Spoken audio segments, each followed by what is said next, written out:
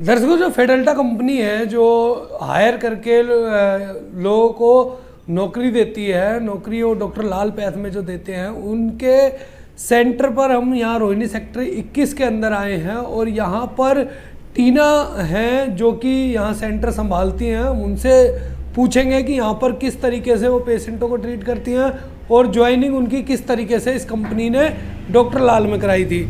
सबसे पहले तो टीना जी, आप ये बताइए कि जो आपकी ज्वाइनिंग यहाँ पर हुई है इस सेंटर पर, ये फेडेल्टा कंपनी ने किस तरीके से आपको हायर किया था? फर्स्ट तो मैं ये बोलना चाहूँगी, मैंने पहले मुझे किसी फ्लैबो के कोर्स के बारे में पता चला था जो गवर्नमेंट साइड से, लोग भारतीय साइड से हो रहा था।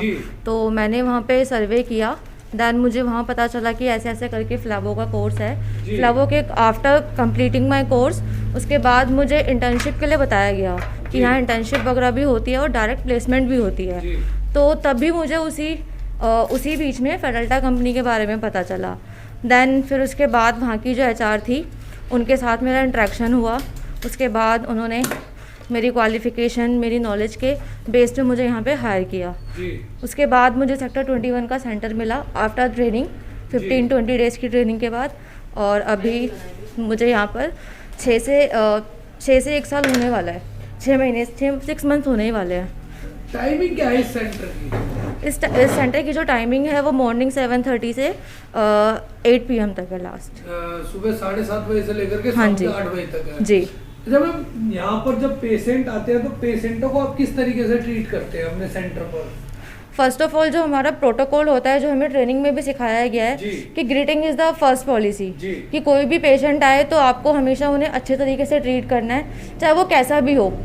हम उसका ना तो हुलिया देखेंगे, ना ही कोई तरीका देखेंगे। पेशेंट जैसे ही वो गेट से एंटर करता है, उसके बाद हम उनसे पहले पूछते हैं, हेलो सर, क्या टेस्ट कराने हैं आपको।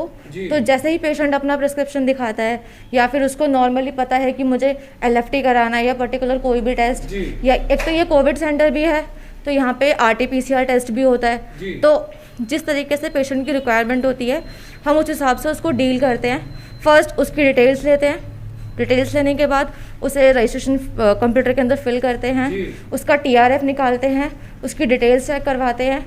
जैसे ही वो अपना प्लस पॉइंट देता है कि हाँ मेरी डिटेल ठीक है, उसके बाद यहाँ से हम ट्यूब बनाते हैं, बारकोड लगाते हैं। देन पेशेंट को हम सैंपल कलेक्शन एरिया में लेके जाते हैं। उसके बाद जो भी वहाँ का प्रोसीजर है, टोर्निकेट अप्लाई करना, वेन फील करना, प्रॉपर एकदम जो हमें सिखाया गया है, जो फ्लैवो का वर्क होता है। उसके बाद हम पेशेंट का सैंपल लेते हैं, पेशेंट के सामने ही बारकोड लगाते हैं कि जिससे कि उसको ये ना लगे कि यार मेरा सैंपल चेंज हो रहा है या फिर कहीं मिसप्लेस ना हो जाए। पेशेंट को एक पूरी तरीके से सेटिस्फाइड कर दिया जाता है। हाँ बिल्कुल, पेशेंट यहाँ से बिल्कुल सेटिस्फाई होके जाता है। मैम, इन फ्यूचर कभी मान लीजिए किसी पेशेंट का ब्लड सैंपल आप ले रहे हो, उस बीच उसको घबराहट होने लग जाए या उसको चक्कर आने लग जाए, तो ऐसे में आप क्या ट्रीटमेंट करते हैं?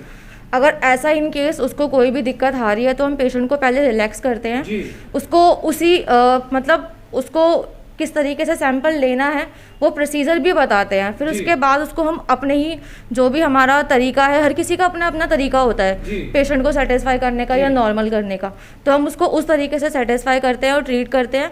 जब पेशेंट 5-10 मिनट बाद नॉर्मल हो जाता है तो हम उसका सैंपल तब लेते हैं। वरना अगर वैसे तो एक सेंटर पे 2 से 3 जने होते ही हैं, तो हम 2-3 जने उसको संभाल लेते हैं। इन केस अगर मैं अकेली होती हूँ तो उस टाइम पे पेशेंट से थोड़ी बातचीत करके या फिर जो नॉर्मल उसका हिस्ट्री वगैरह लेके उसको थोड़ा नॉर्मलाइज करना पड़ता है।